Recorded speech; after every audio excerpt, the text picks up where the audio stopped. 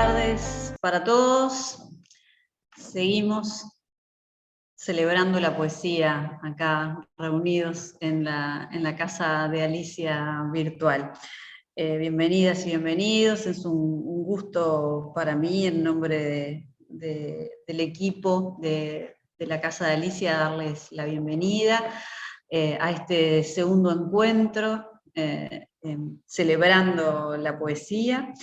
Y quiero en primer lugar, además de agradecer a las compañeras del equipo que integro, sin el cual sería imposible llevar adelante la actividad, agradecer muy especialmente a la Inspección de Literatura de la Dirección General de Educación Secundaria, a la inspectora, profesora y amiga y habitante de la casa, María José Larre Borges, profesora María José Larre Borges, por haber acercado esta propuesta y esta idea a que formara parte de nuestra agenda y permitirnos entonces reunirnos en torno a estos dos poetas, a León Felipe y Miguel Hernández.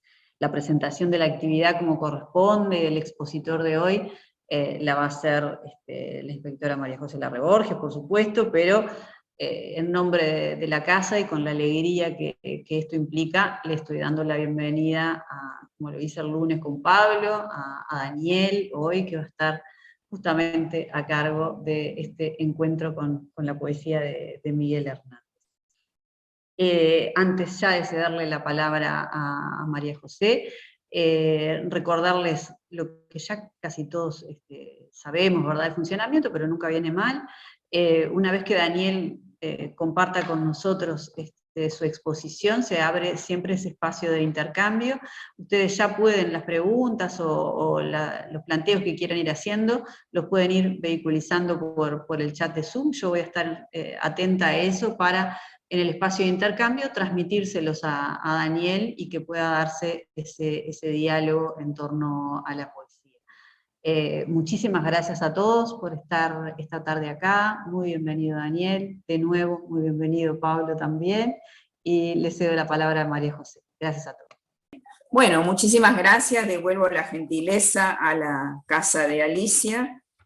Tan habitantes somos que dentro de poco nos vamos a mudar, porque realmente podría ser un eslogan publicitario que hacen posibles nuestros sueños, porque nosotros vivimos de ideas, y cada vez que se las comentamos a las compañeras de la casa, ellas nos ayudan a realizarlas. Entonces, siempre se lo decimos en privado y ahora aprovechamos para decírselos en público que en realidad el gran y pequeño equipo que funciona en la cátedra realmente para nosotros es imprescindible.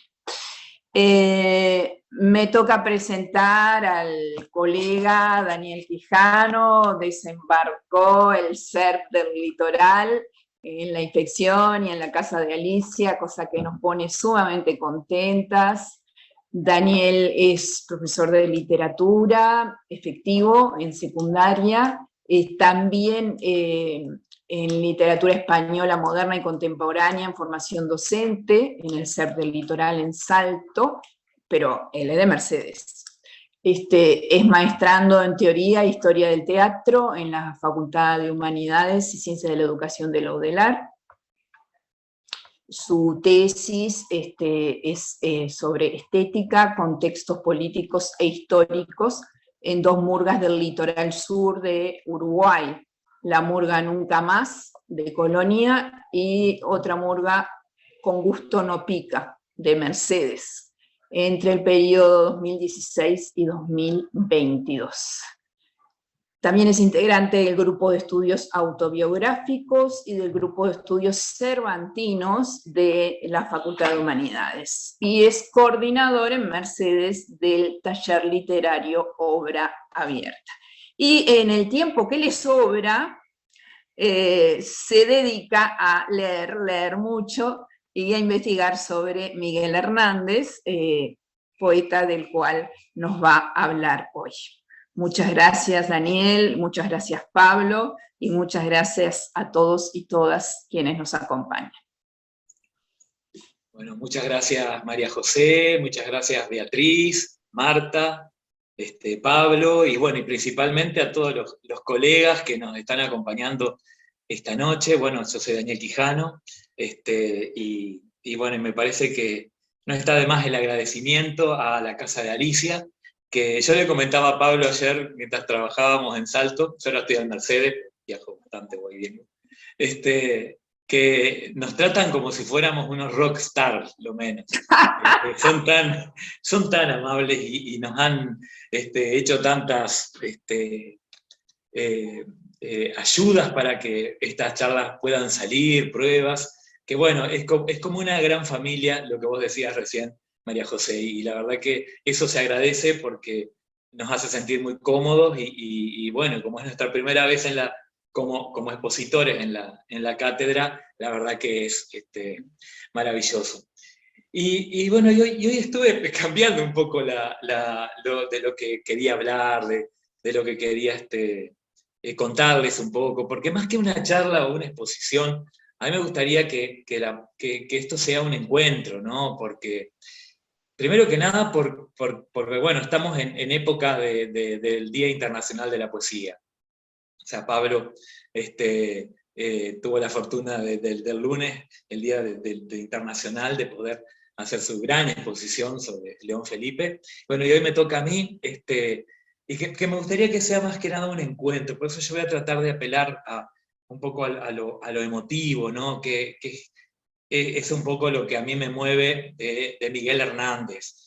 Y a mí me gustaría comenzar con un recuerdo, con mi memoria, recordando un poco de cómo lo conocí a Miguel Hernández, poeta. Y les voy a compartir entonces un video.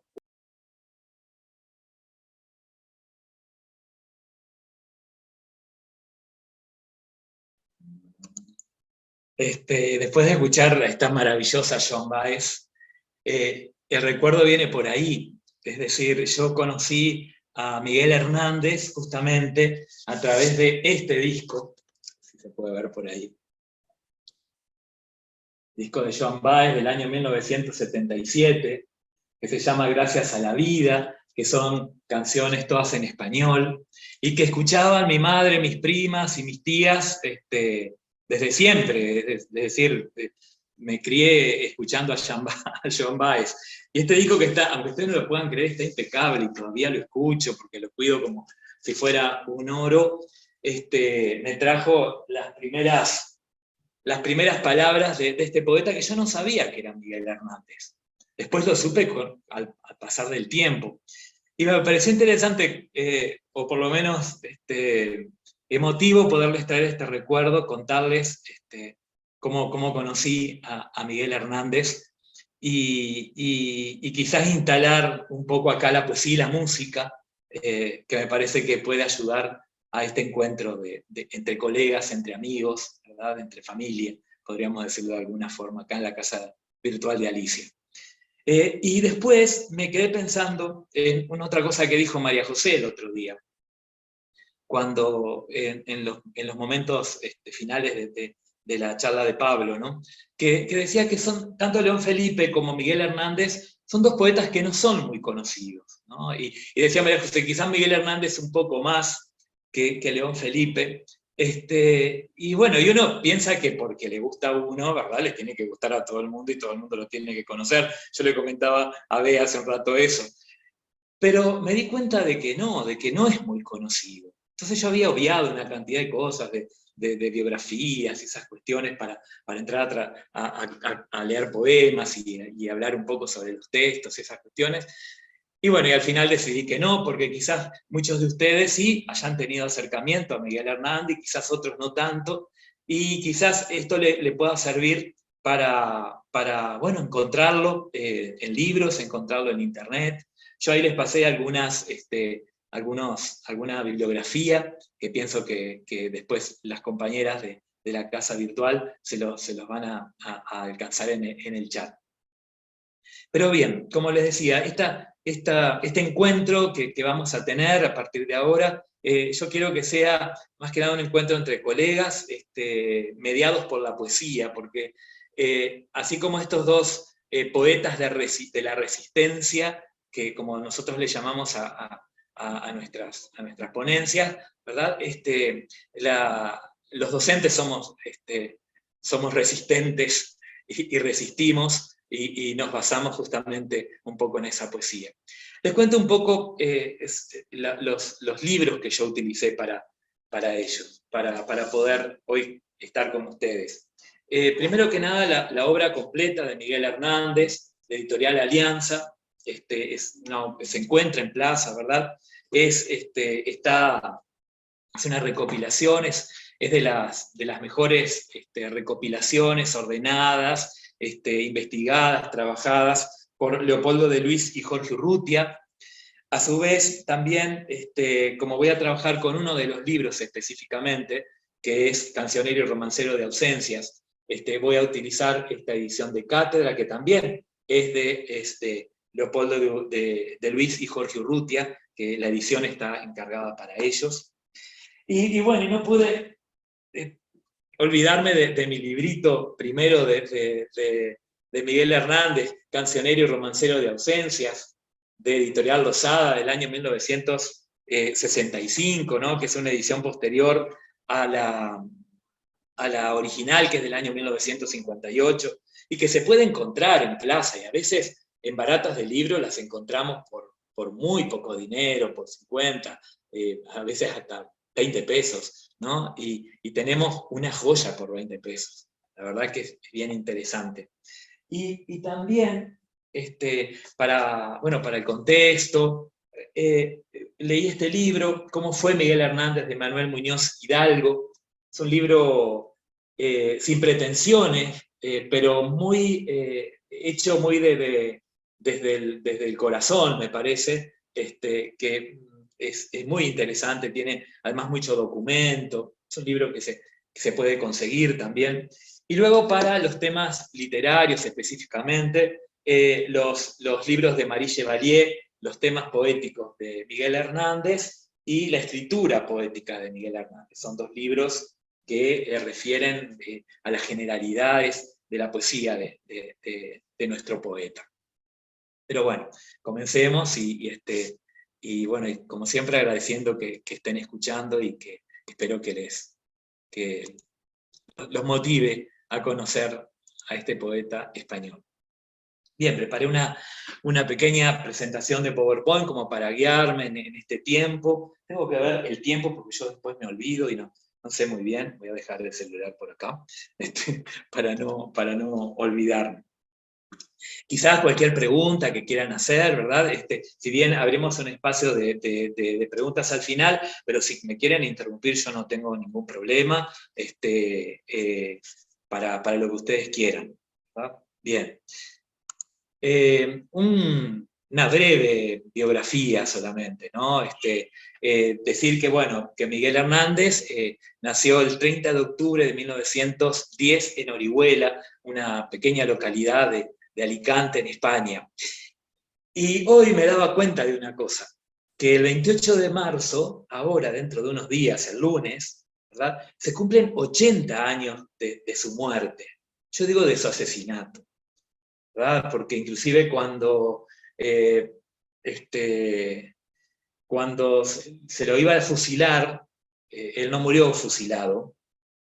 Dicen que le llevaron el caso a Franco, al dictador Franco, y Franco dijo, se puso al tanto de quién era Miguel Hernández y qué sería de él, y dijo, no, otro García Lorca no. Entonces condénenlo a muerte y déjenlo ahí, o sea, no lo fusilen, porque la repercusión del asesinato de García Lorca había sido tan imponente que no se quiso arriesgar a otro magnicidio de esa forma, ¿no? Miguel Hernández fue desde niño, o sea, nació en una aldea donde sus padres eran cabreros, ¿verdad? Eran pastores. Si bien no pasó hambre, pero sí vivió la pobreza. Y bueno, trabajó desde siempre con su padre, pero sin embargo estudió con mucha ansiedad, con muchas ganas, hasta los 14 años, que su padre lo retira y se lo lleva a trabajar con él, ¿verdad? Y desde ahí él comienza como una especie de cultivarse, de aprender autodidácticamente y de leer todo lo que encontraba, ¿no? Incluso vamos a compartir algunas cosas que a mí me interesa que sepamos de él desde su vida, justamente para ver esa avidez que él tenía con respecto a la lectura y a la escritura, ¿no?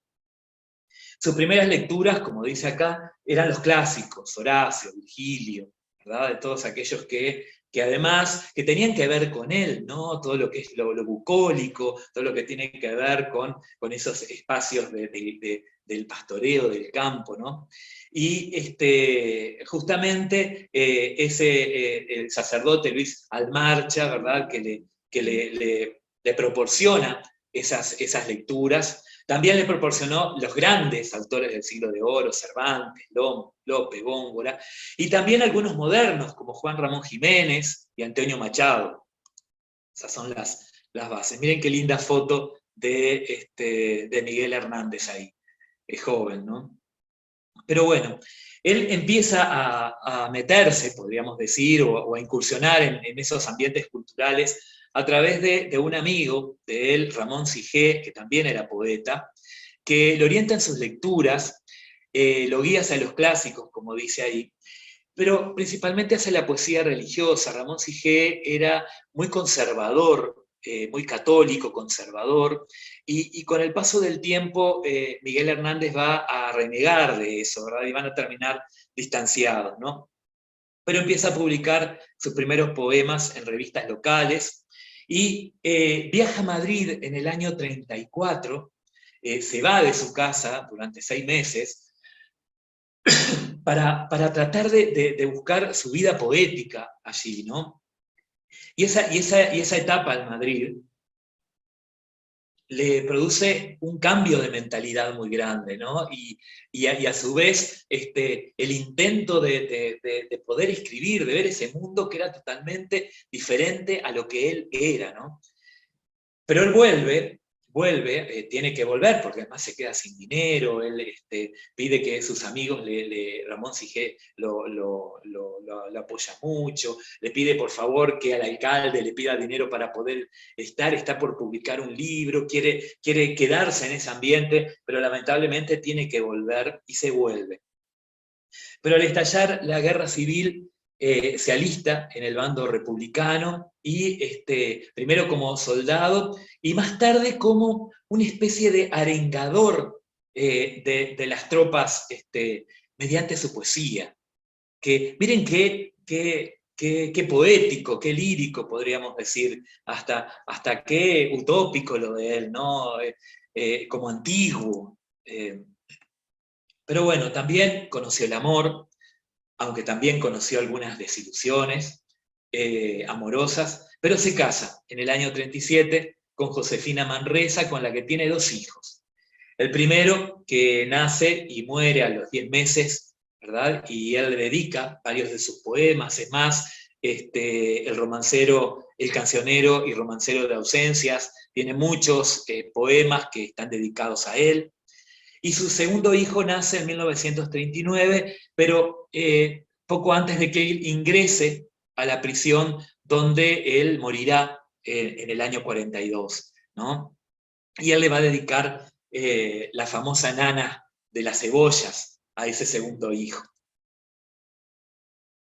Bien, comienza, luego de su vuelta a Madrid, de su vuelta a Orihuela, vuelve luego a Madrid y se queda, se va a probar suerte, y comienza a frecuentar a diferentes escritores con revistas, como José Bergamín, que le cambia la cabeza totalmente, y le hace ver que las revistas de Ramón Sigé, como era el Gallo Crisis, es una revista que atrasa, que está muy llena de catolicismo, de ideas que para él, hay una carta muy interesante de José Bergamín a Miguel Hernández que le dice: querido Miguel Hernández, no me gusta el Gallo Crisis, esa revista no me gusta, y le explica por qué, ¿no?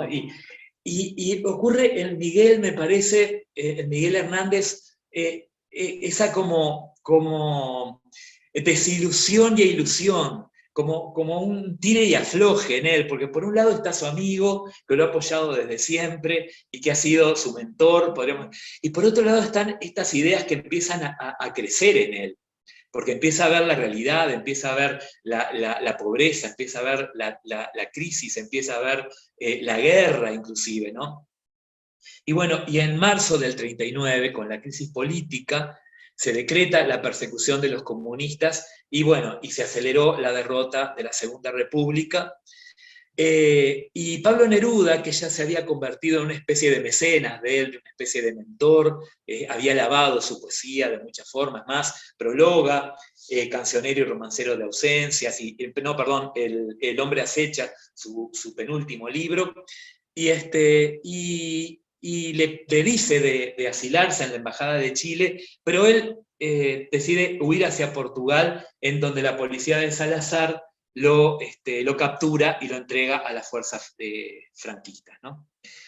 En el año 40 fue condenado a muerte por el delito de adhesión a la rebelión, aunque después, como estaba enfermo, y en ese afán de Franco de querer suavizar un poco su imagen, la imagen de dictador, que era imposible suavizar, se la conmuta por 30 años de prisión, pero sabiendo que Miguel Hernández estaba enfermo y que estaba, digamos, desahuciado de alguna forma.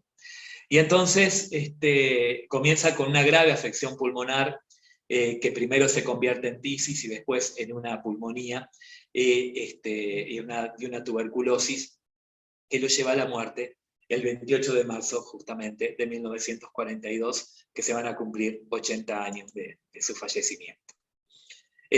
La vida de Miguel Hernández es realmente corta, pero muy, podríamos decir, con mucho espíritu, con mucho compromiso. Voy a adelantar un poco el PowerPoint, porque entre las cosas que cambié es esto, y no lo ordené, me olvidé de ordenarlo entre tanta cosa que hice hoy en la tarde. Lean esta frase, qué interesante. Dice: los poetas somos viento del pueblo. Es una frase ya de su última etapa, ¿no? Nacemos para pensar soplando a través de sus poros y conducir sus ojos y sus sentimientos hacia las cumbres más hermosas. Una frase para sentirla, para meditarla, me parece. Y bueno, y esto es lo que me interesaba, más que el dato biográfico, que eso lo podemos encontrar en cualquier lado, ¿verdad? En la web, donde sea. Estos pensamientos que extraje de él y de otros sobre él, para conocer un poco el espíritu del poeta, el alma del poeta, el alma del ser humano, del ser, del hombre, ¿no? Y observen esto. Dice en este pensamiento con respecto a la mujer, a las mujeres españolas. Dice: tengo muchos motivos para pegar martillazos contra los culpables de la tristeza de las campesinas de España. Mi madre es una de las víctimas del régimen esclavizador de la criatura femenina. Enferma, agotada, empequeñecida por los grandes trabajos, las grandes privaciones y las injusticias grandes, ella me hace exigir y procurar con todas mis fuerzas una justicia, una alegría, una vida nueva para la mujer. ¿Saben qué podríamos decir, qué adelantado, qué progresista para la época y en España, una sociedad tan cerrada, tan patriarcal, tan tradicional, que él pida por una vida nueva, una alegría para la mujer? La verdad que cuando leí esto me pareció que lo tenía que compartir. que lo tenía que compartir, porque no solamente el poeta tiene un rol textual, sino también tiene un rol social, y en el caso de Miguel Hernández, un compromiso social muy grande. Otro pensamiento. Esta es una carta que le escribe a Juan Ramón Jiménez, no tuvo mucho éxito al principio con Juan Ramón, cuando era muy joven, pero que pienso que lo define, y él se define en esa primera etapa de su vida poética y de su vida incluso, como lo que es. Y le dice en un fragmento: admirado maestro, es que soy pastor. No mucho poético como lo que usted canta, pero sí un poquito poeta. Soy pastor de cabras desde mi niñez, y estoy contento con serlo, porque habiendo nacido en casa pobre, pudo mi padre darme un oficio y me dio este que fue de dioses paganos y héroes bíblicos. Por fuerza he tenido que cantar, inculto, tosco, sé que escribiendo poesía profano el divino arte. No tengo culpa de llevar en mi alma una chispa de la hoguera que arde en la suya. ¿Saben qué interesante? Qué poética la carta y cómo él se define. O sea, soy un pastor, ¿verdad? Pero también soy un poeta. También tengo la llama que usted tiene, pero tengo la chispa que quisiera que crezca, ¿no? Me pareció de una sinceridad, de una constancia inclusive, y de un aceptar quién es y proyectarse también en lo que quiere ser, en lo que quiere lograr. Después, esta carta a Luis Almarcha, ese cura que le dio tanto de leer y que editaba una revista que se llamaba Debate, y que me parece también muy interesante para mostrar el José Hernández y sus inquietudes. Perdón, estoy como mis alumnos. Yo le comentaba a Bea hoy que mis alumnos, algunos han confundido a Miguel Hernández con José Hernández. Y que escribió el Martín Fierro, me dice. Bueno, haciendo ese paréntesis de mi confusión, le escribe esta carta a Luis Almarcha. Le dice: deseo vivísimamente estudiar, y en casa no pueden, o no sé, no quieren mantenerme si no trabajo. Esta carta la escribe después que él vuelve de Madrid, y dice: yo me ahogo en mi casa. Me dicen que no hago nada, y yo no respondo que en los 6 meses que no hago nada, he hecho más que nunca, dar un salto enorme en la poesía, leer muchos libros y preparar una para dentro de unos días. Ellos no sabrán nunca qué leer, y hacer versos es inclinarse sobre la tierra o sobre las cabras.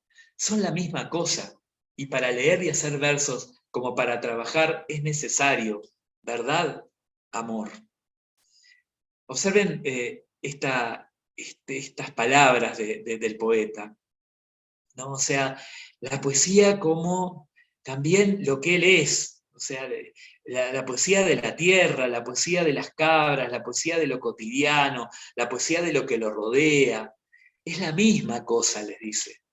Y vieron que es un discurso que se repite a través de los años, ¿no? Porque si no estudias algo que sea realmente, que te dé dinero o que produzca, no estás haciendo nada. Bueno, él consideró y defendió que él hacía más que nunca en esos 6 meses, leyó libros y preparó un libro para esos días, incluso. Y después me parece muy interesante esta pequeña semblanza que hace Vicente Aleixandre, que fue un poeta que lo conoció, un poeta muy importante que lo conoció, y que dijo lo siguiente: era un ser alegre de fondo dramático, un ser generoso al máximo. Donde hubiera un dolor, allí estaba él. Cuando yo he sufrido mientras él vivió, cuando yo he padecido, el rostro que aparecía a mi lado era el de Miguel. El que venía a cuidarme era Miguel. El que venía a acompañarme, incluso a alimentarme, era Miguel. Y digo alimentarme con razón incluso material. Porque no es que me diera con la cuchara la comida, es que traía para mí cosas cuando yo no podía tenerlas. La generosidad del que no tiene nada, la generosidad del humilde, y en este caso que compartía con los que amaba, ¿no? También ofreciendo la resistencia, como planteábamos al principio. Bien, ahora voy a ir un poco hacia atrás, en este ida y vuelta. Y bueno, ahí también tenemos una foto muy linda, está muy guapo, ahí Miguel Hernández, ¿verdad? De manga de camisa, escribiendo. Y vamos a ver un poco, antes de pasar a sus poesías, las etapas. Porque como les decía, tratando de buscar algo que pueda también servir didácticamente, que nos pueda servir como colegas, o sea, compartir alguna experiencia. Este encuentro pienso que va por ahí. ¿Vamos bien todos? Bueno, a ver, no los estoy viendo en este momento, pero cualquier pregunta que me quieran hacer, a las órdenes. ¿Se escucha bien? ¿Vamos bien? ¿Sí? Bárbaro. Sí, Sí. Dani, dale. Dale. Perfecto. Bueno, Leti. Bien. Entonces, podemos, ese dibujo que encontramos ahí al costado, eran los dibujos que hacía José Hernández. Él dibujaba las cosas que veía, ¿verdad? Mientras pastoreaba, las gallinas, las cabras, las granadas, incluso alguna serpiente que andaba por ahí, alguna víbora, ¿verdad? Hay dibujos sobre esos, que hay todo un libro muy interesante que está en la página del Cervantes Virtual, que lo pueden encontrar ahí, lo pueden descargar incluso, que es sobre los dibujos de Miguel Hernández, que me parece que puede ser interesante. Bien, entonces podemos reconocer algunas etapas, ¿no? Por ejemplo, está una primera etapa, la etapa de juventud, en donde su poesía refiere principalmente a las cosas que él ve, es una poesía un poco más humilde, tiene como referentes reales la naturaleza que lo rodea, ¿no? Las cabras, inclusive los gallos, y ellos son los protagonistas, son los materiales con los que escribe sus poemas.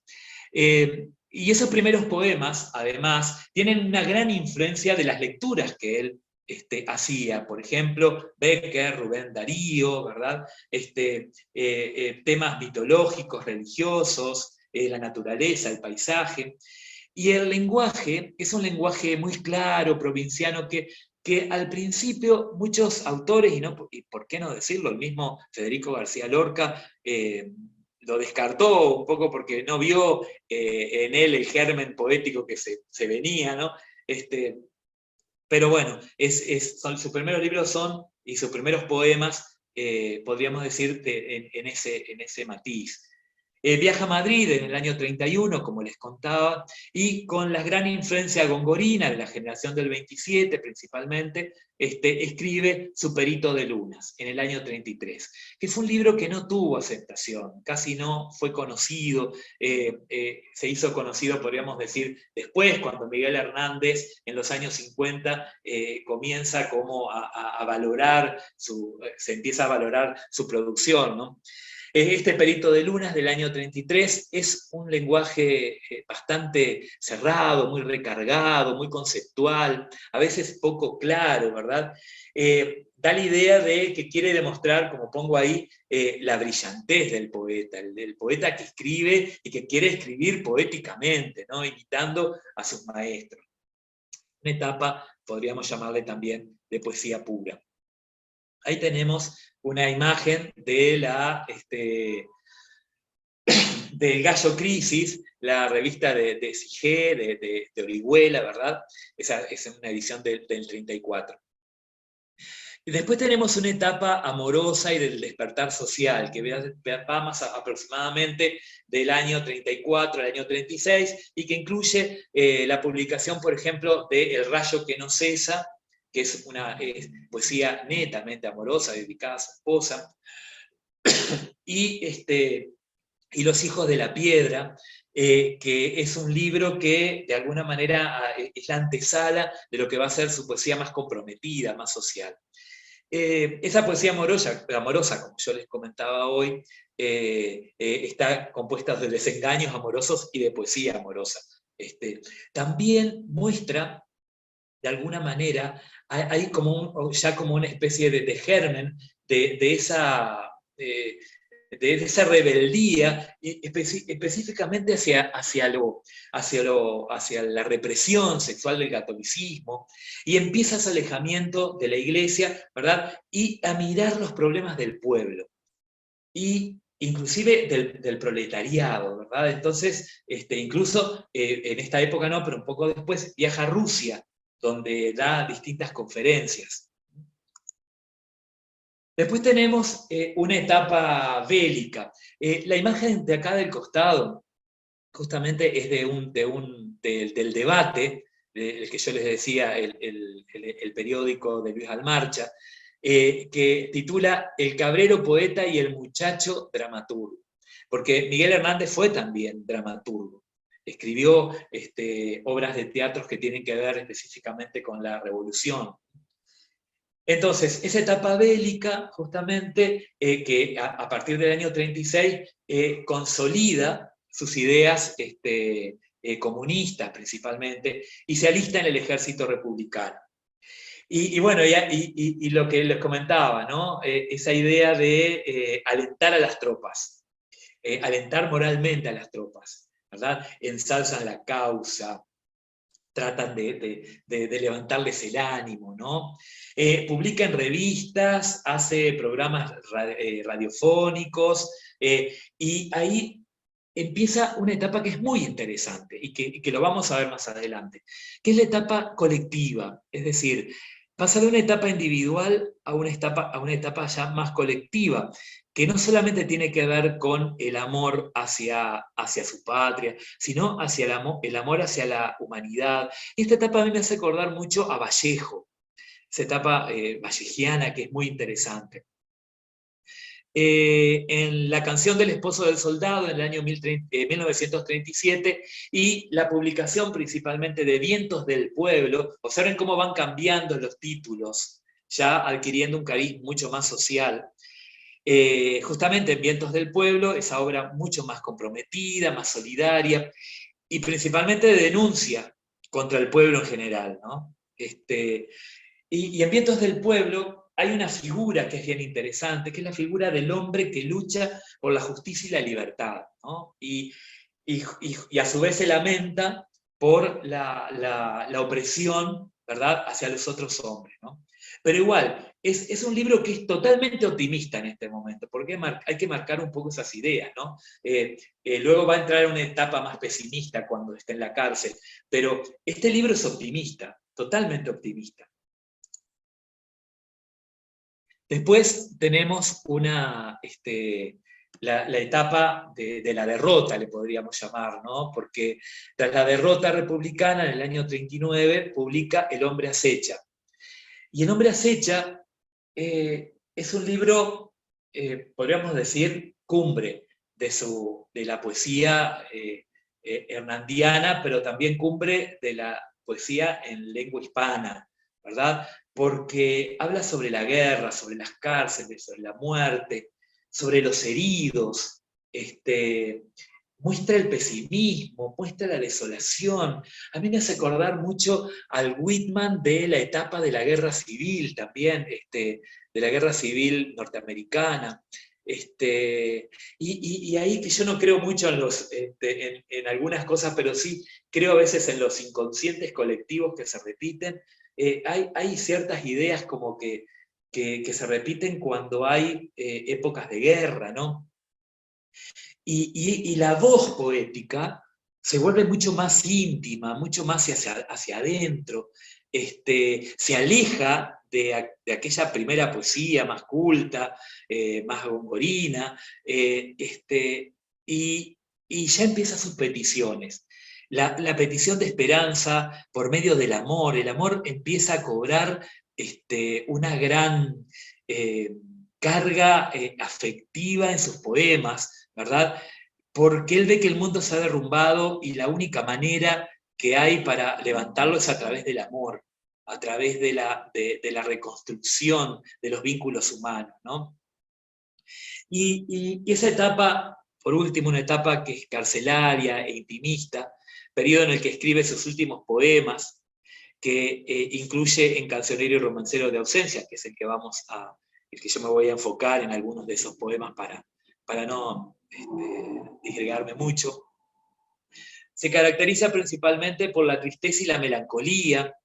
Hay mucho de confesional en esta poesía, hay mucho de autobiográfico. Se caracteriza también por hablar de su hijo muerto, de sus camaradas perdidos, de la derrota, de la cárcel. Pero también, en contraposición con eso, está el amor hacia su mujer y a su segundo hijo, es decir, mantenía todavía la esperanza a pesar que él estaba desahuciado. Y utiliza un lenguaje aparentemente sencillo, muy coloquial, podríamos decir que no conceptual, pero sin embargo, Cancionero y Romancero de Ausencias es el libro más complejo, aunque parezca sencillo. Y por eso me pareció interesante traerlo hoy, aquí. Bien, voy a dejar de compartir un poquito acá, voy a salir un momento. Y para ir variando, ¿vamos bien? ¿Que alguien quiere hacer algún aporte? ¿Quieren hacer algún comentario?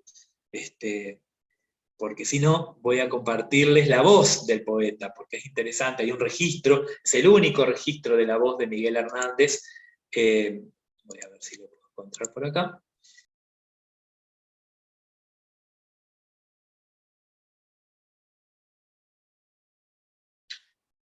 Muy bien. Una mujer y un hombre gastados por los besos. Qué verso maravilloso, ¿verdad? Qué verso emotivo. La verdad que es una belleza ese verso. Bueno, como les decía, quería ahora, porque queda muy poco tiempo, además yo quiero plantearles una especie de actividad, también para que sea interactivo esto, que no solamente nos quedamos con estas ideas, porque ya estamos ahí 51, o sea, me quedan muy pocos minutos, y bueno, he hablado mucho y he hablado poco de la poesía de él, voy a volver a compartir para hablar un poco sobre, desde la diapositiva actual, acá. Bien, desde aquí. Bien, entonces Cancionero y Romancero de Ausencias, que es el poemario que me interesa trabajar hoy, ¿no? Como les decía, fue un libro que él lo compuso ya en la cárcel y en los hospitales, y que lo escribió en un cuadernito, y en una de sus salidas le dejó a su esposa, el cuaderno, le dijo que lo conservara porque eso iba a ser la gloria y el pan del mañana, y el pan de ustedes del mañana, le decía. En este poemario, él en realidad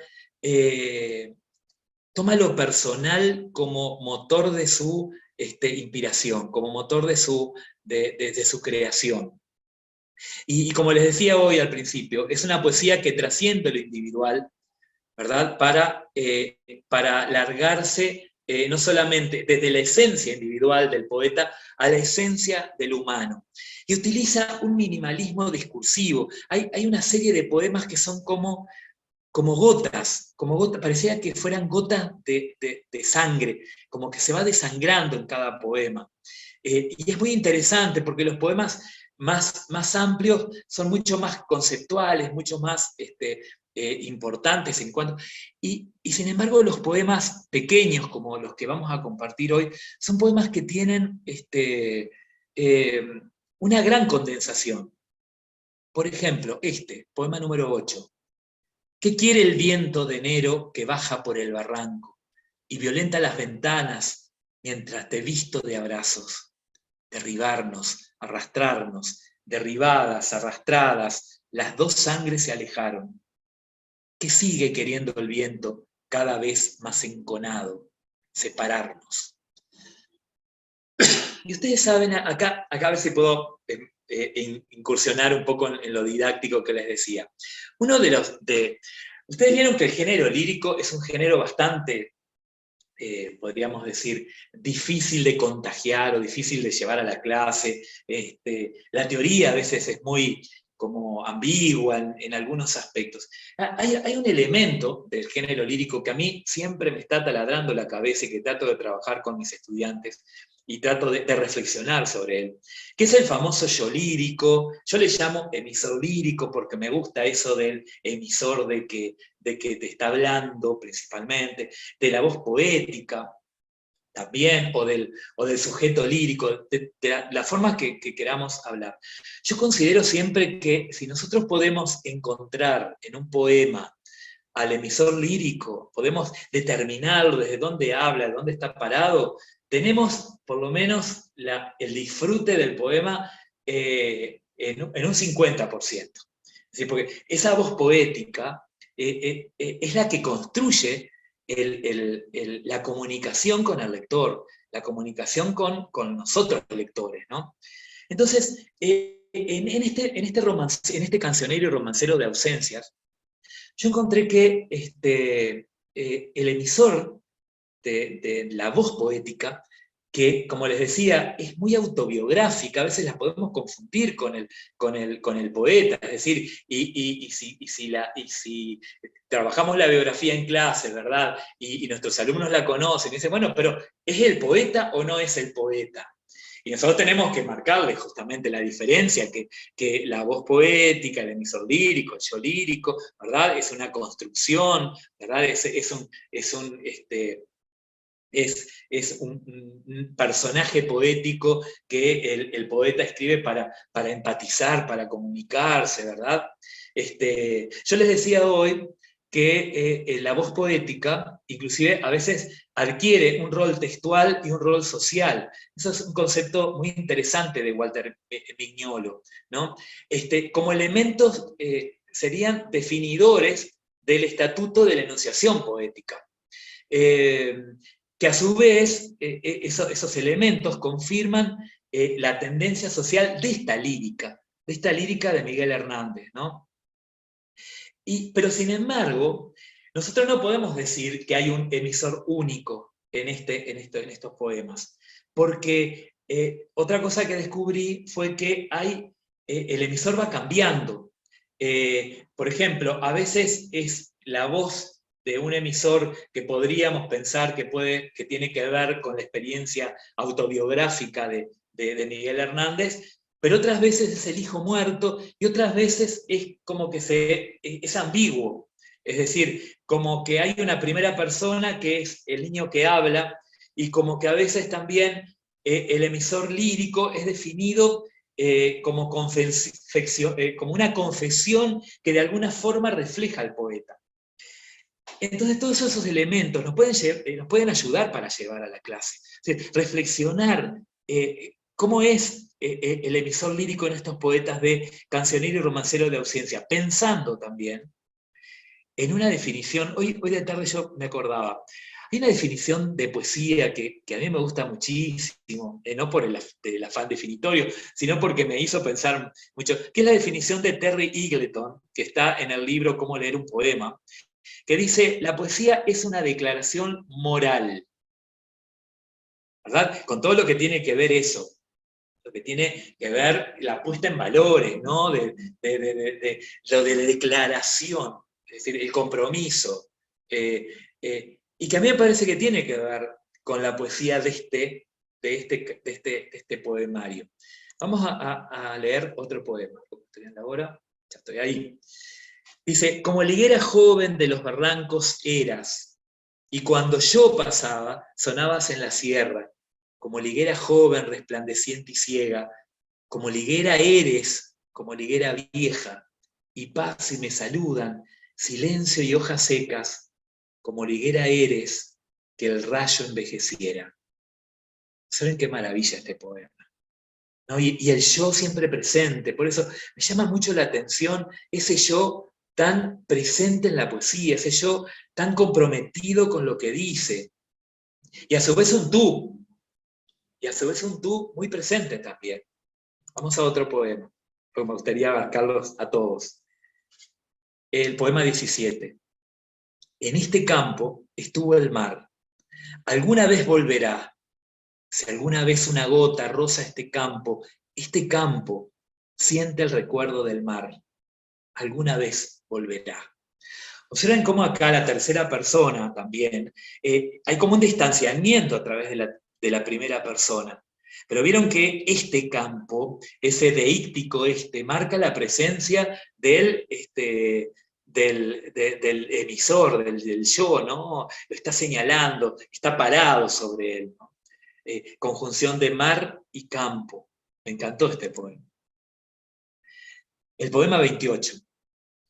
Tus ojos se me van de mis ojos y vuelven después de recorrer un páramo de ausentes. Tu boca se me marcha de mi boca y regresa con varios besos muertos que aún baten, que aún quisieran. Tus brazos se desploman en mis brazos y ascienden retrocediendo ante esa desolación que sientes. Otoño de tu cuerpo, aún mi calor lo vence.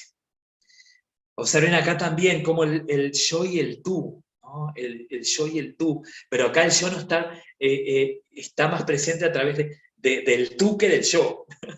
Esos juegos me gustan, y que es interesante como para trabajar en la clase, como para jugar en la clase un poco con esas ideas. Este otro me encantó porque es muy parecido al del campo y el mar. Observen poema 30. ¿De qué adoleció la mujer aquella? Del mal peor, del mal de las ausencias.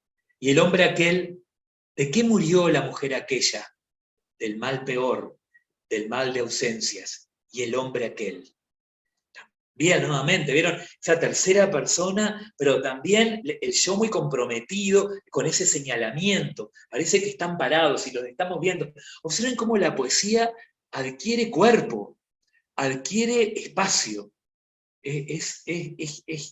Realmente es conmovedor. Observen troncos de soledad, barrancos de tristeza, donde rompo a llorar. Troncos de soledad, barrancos de tristeza, donde rompo a llorar. Otra idea que les tiro que pueden trabajar son las palabras, es decir, trabajar con el poemario, o sea, leer el poemario y ver las palabras que se repiten entre poema y poema y qué acepción tienen uno, qué acepción tienen otro, cómo le va dando múltiples significados. La palabra barranco es también de múltiples significados, ¿no? Otro, 57. Tristes guerras, si no es amor la empresa. Tristes, tristes, tristes armas, si no son las palabras. Tristes, tristes, tristes hombres, si no mueren de amores. Tristes, tristes. Es un poema tan actual que podríamos leerlo en cualquier plaza del mundo en este momento, ¿no? O sea, las armas de las palabras, ahí está la esencia del poeta.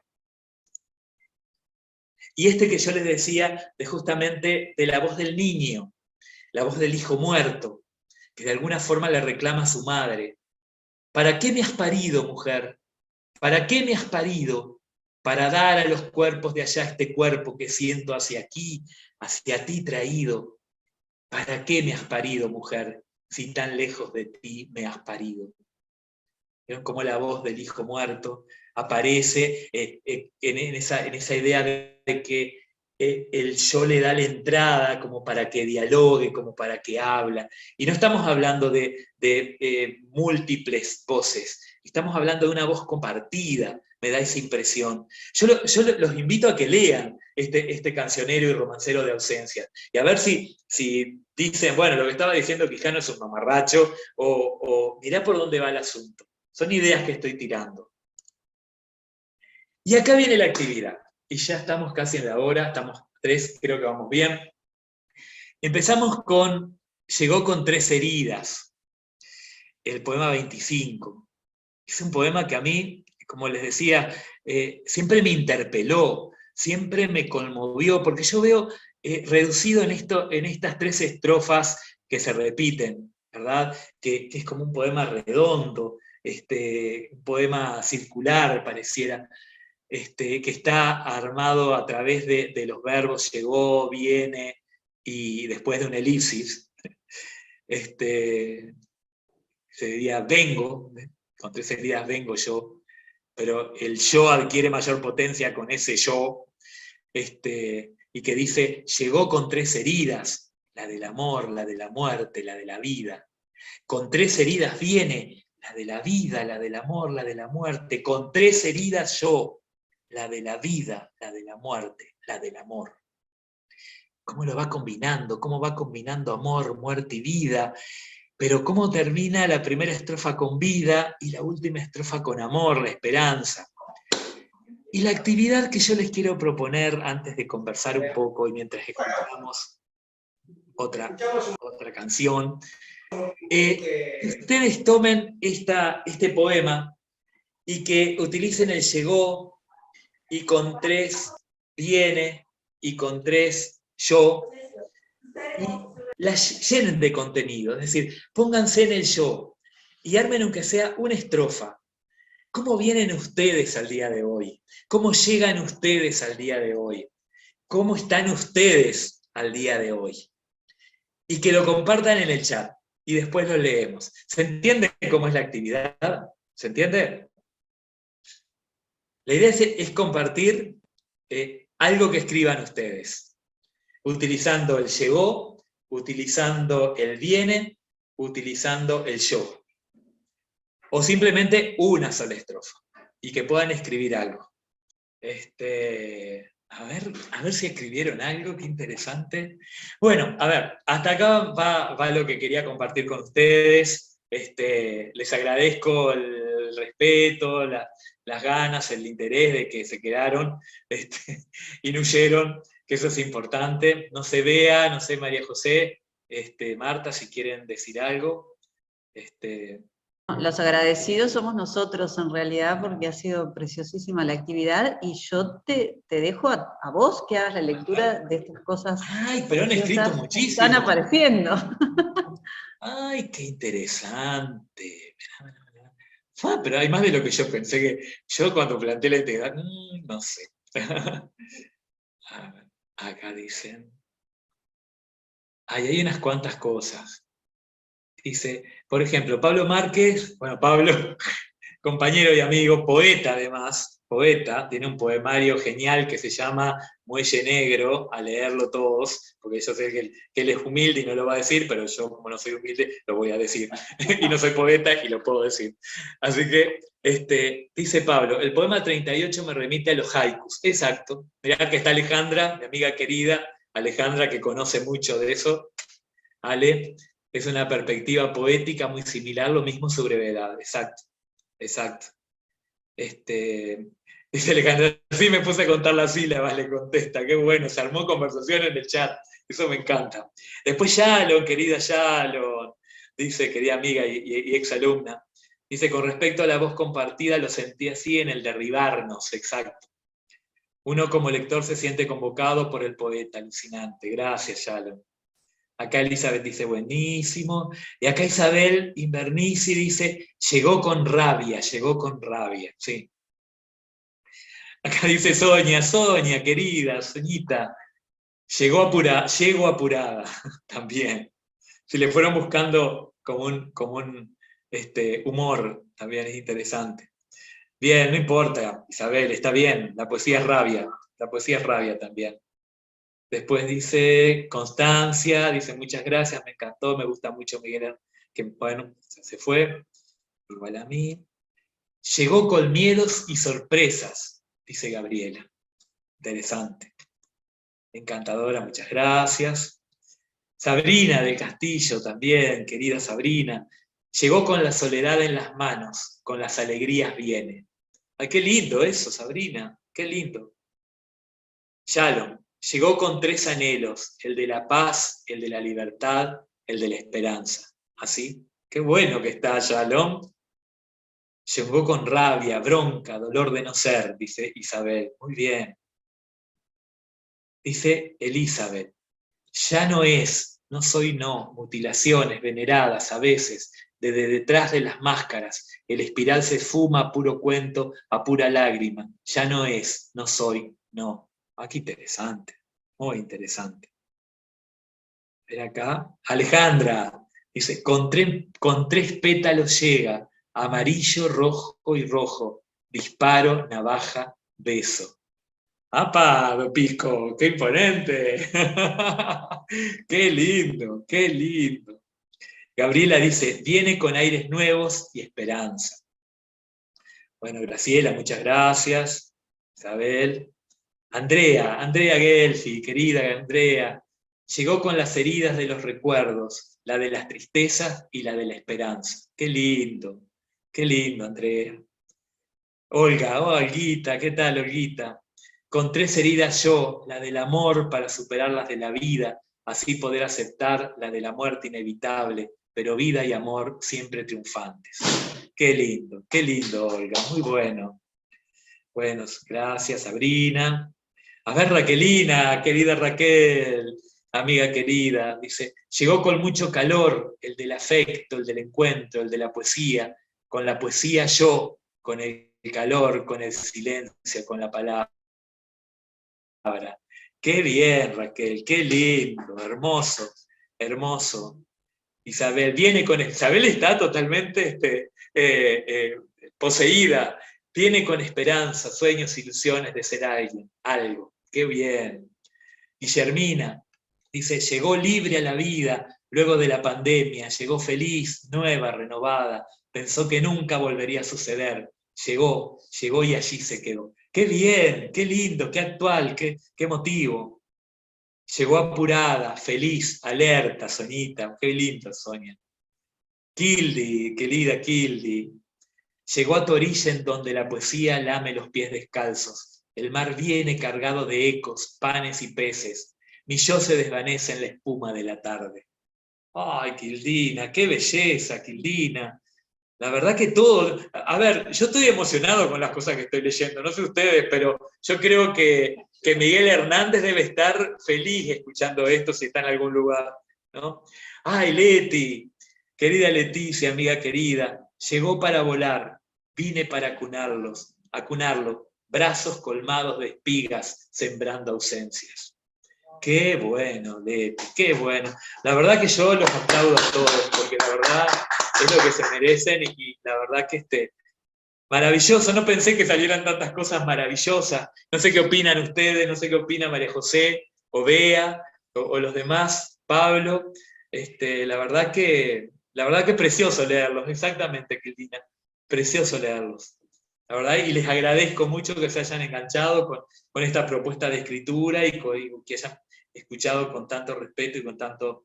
Que veo que acá está el amor. ¿Ahora sí me escuchás? Bueno. Sí, María José, te escuchamos. No, que se te nota la hilacha de la didáctica primero, que yo les había pedido especialmente eso, ¿no? Que tuviera una bajada, pero vos le pusiste una subida didáctica, te me fuiste para arriba. Que me encantó, porque de alguna manera que esto tuviera, además de la información pura y dura que diste, que siempre arrima, siempre sirve, nos diste piques, ¿no es cierto?, para poder utilizar en clase.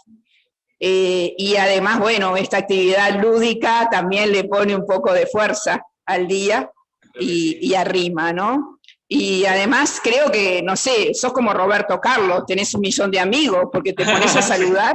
Lo que pasa es que todos mis amigos entraron acá, por lo visto, estoy viendo la cantidad sí, tenés... Las groupies del litoral están como locas ahí.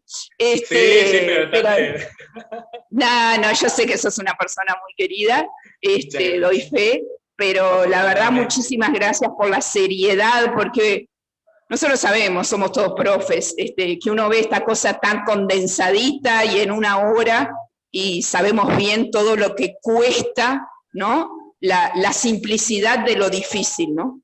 Entonces, muchísimas gracias por tu esfuerzo realmente, Daniel, te lo agradezco de todo corazón. Gracias a ustedes por la invitación y por haber aceptado la propuesta nuestra, de este equipo que somos con mi amigo y compañero Pablo, que la verdad que hemos formado un equipo precioso allá en el SER de literatura y que nos apoyamos en todo. Pablo dice, vamos a hacer tal cosa, vamos. Yo le digo, vamos, pero ni me pregunta qué es, ¿verdad? Es medio kamikaze, pobre. Lo tengo como loco y él me tiene como loco a mí, así tratando de hacer cosas por la literatura y la docencia, que es lo que amamos en realidad, ¿verdad? Y este espacio de la casa de Alicia Virtual, yo les digo que ahora que la estoy viendo a Bea y que Marta debe andar por ahí también, realmente es invalorable. Para nosotros, para la gente del interior, es invalorable, porque muchas veces las actividades están más lejos, y bueno, por trabajo, por dinero, por lo que sea, o por la época que estamos viviendo en la Resistencia, tenemos para tener la casa abierta, la casa de Alicia abierta, para nosotros es invalorable. Así que agradecidos con Pablo, justamente de que nos hayan permitido contarles un poco lo que estamos haciendo. Bueno, yo vuelvo a decirte que los agradecidos somos nosotros, las mujeres de este equipo, que somos acá en este momento 2, pero que sostenemos la casa 5, ¿verdad? Y por la propuesta, por habitarnos, porque en realidad la propuesta había llegado el año pasado, y como hablamos cuando la estamos preparando ahora, ¿verdad? Creo que estuvo bárbaro, que quedará para ahora, que fue como muy, ¿no? Como una pompa de jabón, ¿verdad? Que ya no se le puede agregar nada, porque si no se pincha y ya no existe más, porque fíjense cómo estamos cerrando esta celebración de poesía, con poesía, creando poesía, qué mejor, ¿no? Qué mejor, qué más podemos pedir que eso, y cuánta alegría además cerrar un día así, que seguramente es, bueno, estamos todos, es miércoles, ya es miércoles, pero siempre, ¿no? A veces es miércoles que parece viernes para todos los que somos, los que estamos trabajando. Yo voy al liceo nocturno, ahora Sin salgo de acá embargo, corriendo. nos vamos Corriendo hasta las cargados de 11:30. poesía hoy, y eso es, bueno, una alegría y una de las cosas que queremos que suceda. Además de que seguramente sigue siendo la Casa de Alicia un lugar de encuentro, porque vos, Daniel, te has encontrado con medio mundo.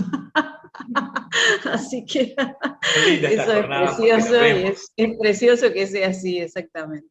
Y lo que decís de la virtualidad llegó sin duda para quedarse, y nuestro formato este año va a ser ese, o sea, virtualidad, y si no, virtualidad más presencialidad, ¿no? O sea, ambas cosas en simultáneo para todas las actividades de la casa, ¿no? Incluidas inauguraciones de muestras, lo que sea. La idea es que esto, que son pantallas, en realidad sean ventanas a la casa, digo, ¿no? Como lo han sido en pandemia, bueno, sin pandemia, que esperemos se termine prontamente, cruzamos todos los dedos. La idea es que sigamos habitándola, porque una casa es para eso, ¿no? Para estar habitada. Así que nada, agradecerte muchísimo en la jornada de hoy, creo que nos vamos todos con las pilas cargadas y respirando poesía. Así que bueno, muchísimas gracias. Majo. Porque más ando con problemas con el celular. Estaba con problemas en la conexión. Una cosita que quería acotarle. Sí. Las obras completas que ustedes después le van a pasar a los compañeros en el correo, es la misma que yo tengo. Es la edición de Alianza Editorial, que es la más perfecta que hay, o sea, es la última y es la revisada. Entonces, me parece que tiene un material, si quieren abordar a Miguel Hernández, invalorable, porque es una edición súper cuidada, con los prólogos de cada libro, ordenada, con los manuscritos, con todo. Es una edición preciosa, y bueno, yo se las pasé ahora para que la tuvieran, que la conseguí de rebote, no sé cómo, y me parece que les va a ilustrar bastante.